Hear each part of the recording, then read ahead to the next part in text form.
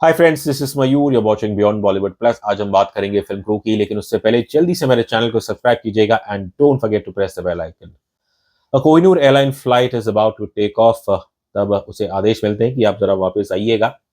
And दरअसल senior inspector माला eight airport customs, उन्हें एक टिप मिली है कि इस फ्लाइट पे सोना स्मगल किया जा रहा है और उनके शक के दायरे पे है इस फ्लाइट की केबिन क्रू, जिसके अंदर प्रमुख है Geeta, Tabu, Jasmine, Kareena Kapoor and Divya played by Kriti Sanon. 6 महीने पहले ये तीनों एयर होस्टेसेस एक ही फ्लाइट ऑपरेट कर रही थी और उस दौरान इनके जो इन फ्लाइट सुपरवाइजर है राजवंशी जी, वो बस अपनी कुर्सी पे बैठे रह गए और कुछ हिल नहीं रहे। तब जैस्मिन ने इन्हें हाथ लगाया और एकदम से ये जमीन पे गिर पड़े। अब तीनों डर गए and Geeta being the senior most air hostess, उन्होंने कोशिश की कि इन्हें सीपीआर दिया जाए। अब जैसे ही इन्होंने इनके शर्ट के बटन खोले और ए भाई साहब के बॉडी पे तो आपको गोल्ड बार, 7-8 गोल्ड बार्स देखे, मोटे मोटे। अब अनफॉर्चुनेटली राजवंशी जी वो तो गुजर गए, लेकिन ये सोना देख के जरूर इन तीनों एयर होस्टेसेस का मन, दे वर टेम्पटेड टू स्टील इट, लेकिन इन्हें पता था कि पकड़े गए तो फिर जो परिणाम है वो बहुत ही डायर होंगे। तो जब 6 महीने पहले these women didn't give in to the temptation, तो फिर अब आज प्रेजेंट डे की फ्लाइट पे क्यों यहाँ पे ऑफिसर माला इन इन तीनों लड़कियों पे शक कर रही है। खैर, मैं बस इतना कहूंगा कि 6 months is a long time और इस दौरान काफी कुछ चीजें बदलती है। क्या होता है ये बेहतर है कि दर्शक अपने आप देखे। अब सोना जरूर मिलता है इस फ्लाइट पे, बल्कि मैं कहूंगा इसकी केबिन की सीलिंग से बरसता है, लेकिन दीज वुमेन इनके यहाँ से तो नहीं मिलता है। अब as it is Kohinoor airlines was struggling और फिर ये हादसा होना स्मगलिंग का, तो फिर तो इससे इस कंपनी की और भी बदनामी हुई। अब इस कंपनी के मालिक है one Vijay Walia, played by Saswata Chatterjee. ये एक इंटरव्यू में लोगों को आश्वासन दिलाते हैं कि he will restore Kohinoor lost pride, लेकिन जल्द ही ये भाई साहब तड़ी पार हो जाता है, ये विदेश भाग जाते हैं। अब I don't need to tell you that this character is loosely based on disgraced businessman Vijay Mallya, जिनकी एक वक्त काफ़ी कंपनियां थी और एक एयरलाइन कंपनी थी किंगफिशर एयरलाइंस। बल्कि director Rajesh N A Krishnan, उन्होंने तो ट्रेलर लॉन्च के दौरान किंगफिशर एयरलाइंस का नाम भी लिया और उन्होंने कहा कि हाँ, जो कुछ चीज़ें हमारा सच्ची घटनाएं जो हुई है, ये film is loosely based on that. ये एक सटायर है telling you that how what happens when fraudulent company owners, fraudulent management, जब वो घोटाला करते हैं, लेकिन जिन लोगों की सबसे नेगेटिव इम्पैक्ट पड़ता है वो है इस कंपनी के ही एम्प्लॉयज। बिकॉज जाहिर है जब कुछ ऐसा हो जाए और कंपनी बैंकरप्ट हो जाए, इंसॉल्वेंट हो जाए, तो फिर लोगों की तनख्वाह कहाँ से आप दोगे। विजय माल्या ये वही शख्स है जो एक वक्त कहते थे कि he is the king of good times, और आज लेकिन वो लंदन के गलियों में बसों में घूमते हैं। अब जो भी उनके जो पैसे वो चुरा के लेके आए हैं भारत से, वही पैसा वो अपने लीगल केस में लगा रहे हैं ताकि उन्हें भारत एक्स्ट्राडाइट ना किया जाए। खैर, ये फिल्म उस पहलू पे तो नहीं जाती है, but this simply sticks to telling you that क्या होता है एम्प्लॉयज के ऊपर जब एक कंपनी वो बैंकरप्ट होने वाली होती है। अब इस चंगुल से निकलने के लिए डायरेक्टर कृष्णन और जो उनके राइटर्स है मेहुल सूरी एंड निधि, जो तरीका इस्तेमाल करते हैं वो मेरे ख्याल से बिल्कुल मॉरली बहुत ही गलत है।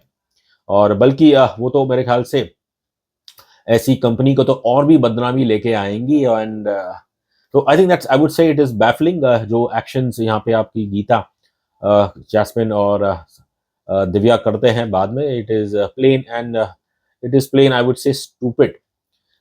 अब क्योंकि हमने इस सिविल एविएशन इंडस्ट्री को थोड़ा बहुत करीब से देखा है, सो मुझे नहीं लगता कि जो इस फिल्म में दिखाया गया वैसी चीज़ करने की ज़रूरत थी। अगर आप थोड़े स्मार्ट होते तो फिर और भी तरीके होते हैं कि कैसे आप सिविल एविएशन इंडस्ट्री में आप कैसे थ्राइव कर सकते हैं या आप कैसे सर्वाइव कर सकते हैं। ऑब्वियसली मैं उन तरीकों के बारे में जिक्र नहीं करूंगा। अब शुरुआत में ये जो लड़कियां करती है, जाहिर है वो तो नैतिकता के हिसाब से उचित नहीं है और कहीं ना कहीं वहीं पे ये film it's almost done and dusted. लेकिन आगे जैसे ये फिल्म बढ़ती है इसकी कहानी, and then there is a certain redemption. वो क्या है मैं जिक्र नहीं करूंगा, बस इतना कहूंगा कि जो आपको देखने को मिलता है वह चीज़ देख के तो हमारे भारतीय गवर्नमेंट, हमारी लॉ इन्फोर्समेंट एजेंसीज, हमारी इकोनॉमिक ऑफेंस एजेंसीज, वो भी बिल्कुल दंग रह जाएंगे। एक चीज़ और जो आपको शायद लॉजिकली शॉक करेगी वो ये है कि कैसे हर फ्लाइट ये तीनों एरोस्टेसेस एक साथ ही फ्लाई करती है। अब जो लोग सिविल एविएशन इंडस्ट्री से वाकिफ है, जिन्हें फ्लाइट ऑपरेशंस का पता हो, तो बस इतना कह सकता हूँ कि इस कोहिनूर एयरलाइंस की जो फ्लाइट ऑपरेशन है वो शायद काफ़ी अकोमोडेटिंग है। या तो फिर इन तीनों के कॉन्ट्रैक्ट में लिखा गया होगा कि ये तीनों हर फ्लाइट एक साथ ही करेगी, या तो फिर हालात इतने बुरे हैं कि बस एक ही एयरक्राफ्ट बच गया है, एक ही क्रू है और एक ही डेस्टिनेशन है। सटायर इज फाइन, लेकिन यदि आपकी स्टोरी में दम ना हो, आपका स्क्रीन प्ले अच्छा ना हो, तो फिर बड़ा मुश्किल होता है ऐसी फिल्म के अंदर दर्शक का इंटरेस्ट डेवलप होना। वहीं पे ये फिल्म मार खाती है, लेकिन जो इसकी एक अच्छी बात यह है, अब इसे जो कंसिस्टेंट फैक्टर है वो है इसकी performances, starting with the leading actors. तब वो नॉर्मली जानी जाती है अपने इंटेंस रोल्स के लिए। उन्होंने थोड़ी बहुत कॉमेडी भी की है, इक्का दुक्का। और इस फिल्म की अच्छी बात यह है कि यहाँ पे उनके जो कैरेक्टर है गीता सेठी, उन्हें खुद अपने आप से कोई कॉमेडी करने की जरूरत नहीं है, बिकॉज जब उनके हालत इतने बुरे हैं और इस सिचुएशन के ऊपर ही मेरे ख्याल से लोगों को हंसी आती है। अब देखेंगे कि कैसे कि स्टार्ट से एंड तक तब्बू के चेहरे पे हमेशा एक चिंता रहती है, और not once she is trying to be और एक्ट फनी। प्रोफेशनल लाइफ में तो इनकी जिंदगी झंड है, लेकिन जो इनकी पर्सनल लाइफ है वो थोड़ी बहुत सॉर्टेड है। अब that's largely down due to a very, I would say, caring and a supporting husband in Arun Sethi, that's played by Kapil Sharma. अब अरुण का खुद इतने करियर में सक्सेसफुल नहीं है, लेकिन ये जो जोड़ी है अरुण और गीता की, ये आपको बताता है कि कैसे कि एक सक्सेसफुल रिलेशनशिप होना between an air hostess and a simple man. और यहाँ पे दाद देनी पड़ेगी कपिल शर्मा, फिल्म जिगोटो के बाद एक बार फिर उन्होंने एक सीरियस रोल किया है, और बिल्कुल और अच्छा एक मैच्योरिटी दिखाई है उन्होंने। तबू की परफॉर्मेंस का बस मैं कहूँगा लाजवाब है। भले ही गीता यहाँ पे सीनियर मोस्ट होगी, लेकिन इस ट्रिनिटी की जो सबसे शातिर कैरेक्टर है, वो है आपकी जैस्मिन करीना कपूर। इन पर्सनल लाइफ करीना भले ही एक प्रिविलेज बैकग्राउंड से आती है, लेकिन इस फिल्म में Kareena gets to vent the middle class frustration in the Crew society. अब इस कैरेक्टर की खासियत बात यह है कि ये थोड़ी आउटलैंडिश है, और इनके पास हमेशा आप देखेंगे कि पूरी फिल्म में जो प्लानिंग होती है अक्सर वो इन्हीं के शातिर दिमाग से आती है। तो she is someone who always has plan be up her sleeves. Kareena Kapoor सिवाय एक दो फिल्म को आप छोड़ दे तो उन्होंने ज्यादातर अपने करियर में डिसअपॉइंट किया है, लेकिन कहना पड़ेगा शायद यहाँ पे लंबे समय के बाद हमें उनकी परफॉर्मेंस एज जास्मिन काफी अच्छी लगी। हाँ, इनकी बैकग्राउंड स्टोरी जो है सॉफ्ट स्टोरी है, उसको इतनी कन्विंसिंग नहीं है, बट एज एन एक्टर मैं कहूंगा यहाँ पे करीना कपूर ने बिल्कुल कमाल का काम किया है। The red uniforms reflect the rage within। अब ट्रेलर में तो इन तीनों की तुलना एक चींटी से की गई है। अब आप बोलेंगे भाई चींटी क्यों? Never underestimate an ant, specially an army of ant. अब ये तीन प्रिंसिपल जो कैरेक्टर्स है, गीता, जैस्मिन एंड आपकी दिव्या राणा, ये किसी आर्मी ऑफ एंड से बिल्कुल कम नहीं है। हमने बात तो कर ली तबू थोरैक्स और करीना फैमूर की। अब यहाँ पे बस बचा है टू स्पीक अबाउट कृति चीटी सैनन। आई थिंक सबसे अच्छी बात कृति की इस फिल्म में यह है that she has revelled in the company of her experienced co-stars Tabu and Kareena.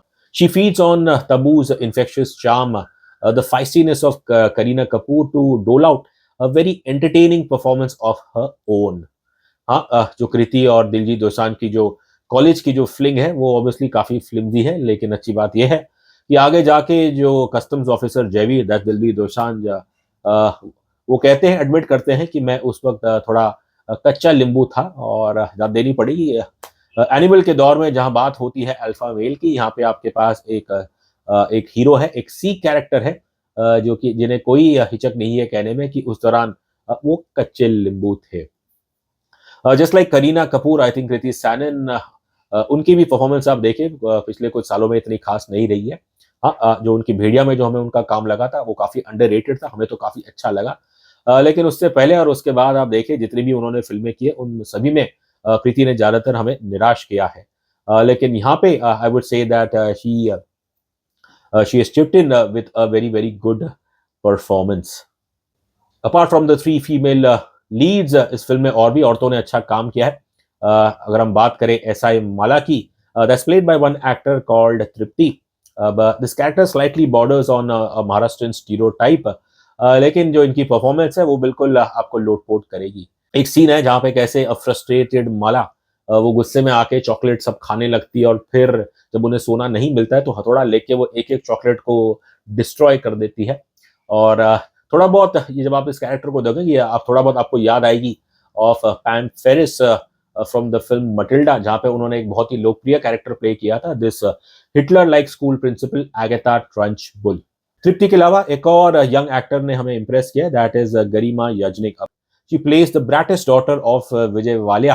अब भले ही वालिया साहब अब भले ही Saswata Chatterjee is very disappointing, I would say that very underwhelming, लेकिन यहाँ दाद देनी पड़ेगी करीमा की विद दिस कैरेक्टर आयशा। अब इनका जो बातचीत करने का अंदाज है मैं कहूँगा काफी स्नॉबिश है, क्योंकि ये एक फ्रॉड की बेटी है तो शी कैन सेंस डेंजर। अब फिल्म के अंदर एक बड़ा इंपॉर्टेंट सीन है टुवर्ड्स द एंड, जब कैसे एक चार्टर फ्लाइट में यहाँ पे आप जैस्मिन इन्हें भर भर के जूस ऑफर करती है, लेकिन ये सभी के अंदर खामियां निकालती है, जो भी इनको खाना दे बेस्ट फूड उसमें भी ये खामियां निकालती है।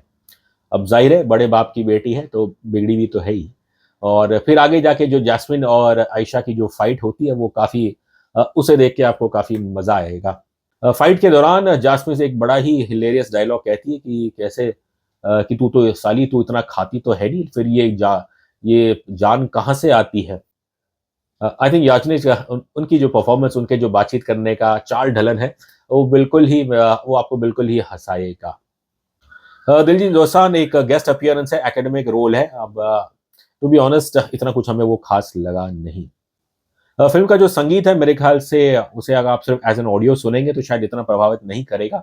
हाँ, लेकिन जो खासकर इसके कुछ 2-3 रीमेक्स है इस फिल्म के अंदर, चोली के पीछे सोना कितना सोना है, जब आप उसे उस कॉन्टेक्स्ट में देखेंगे इस फिल्म के उस पर्टिकुलर सीन्स के, तब इस संगीत का आपको मैं कहूँगा आनंद आएगा। Make no mistake, Crew had potential to be a fine comedy, लेकिन दुर्भाग्य से जैसे इसकी स्टोरी निकल के आई है, जो इसका एक पुअर स्क्रीन प्ले है, और वहाँ पे ये फिल्म मैं कहूँगा काफ़ी मार खाती है। पहले हाफ में तो ये मोरालिटी के दौर पे मार खाती है, और फिर सेकंड हाफ में भले ही ये it tries to redeem itself, लेकिन जिस अंदाज में जो सेकंड हाफ का स्क्रीन प्ले निकल के आता है वो मैं कहूँगा it is filled with melodrama. Film के अंत में जो एक सीन है जो आपको काफ़ी मेरे ख्याल से शॉक करेगा, कि कैसे कि एक सेस्ना एयरक्राफ्ट जो कि केमन आइलैंड्स में उड़ रहा है, वो बस कुछ ही पलकों में it lands on a God forsaken muddy strip इन हरियाणा। अब खैर ऐसी चीज तो हमारी हिंदी फिल्मों में ही हो सकती है। ओवरऑल अगर मैं कहूँ क्रू में एक पोटेंशियल थी, लेकिन इसकी poor script, poor screen play और इसकी जो एवरेज डायरेक्शन है वहीं पे ये फिल्म मार खाती है। Yes, it definitely draws your attention to the plight of employees, लेकिन जो रियल विक्टिम, जो प्राइमरी विक्टिम्स होते हैं, stake shareholders and financial institute, उनके बारे में ये फिल्म इतना कुछ जिक्र नहीं करती है। काफी खामियों के बावजूद एक अच्छी बात यह है कि कैसे इस कहानी में डायरेक्टर साहब ने ही एनविसर्ज 3 विमेन, और मैं यकीन से कह सकता हूं कि यदि ये कहानी अगर 20 साल पहले या इवन 10-15 ईयर्स पहले ये फिल्म बनी होती, तो जाहिर है उस दौरान कोई भी प्रोड्यूसर एक ऐसे कहानी पे पैसे नहीं लगाता जहाँ पे जो लीडिंग कैरेक्टर्स है वो है दे आर विमेन, और इस चीज के लिए हमें यहाँ पर रिस्पेक्ट देनी पड़ेगी डायरेक्टर राजेश कृष्णन और उनके प्रोड्यूसर्स बालाजी एंड अनिल कपूर। रही बात रेटिंग की, तो मैं देता हूं क्रू को 5 में से 2 स्टार्स।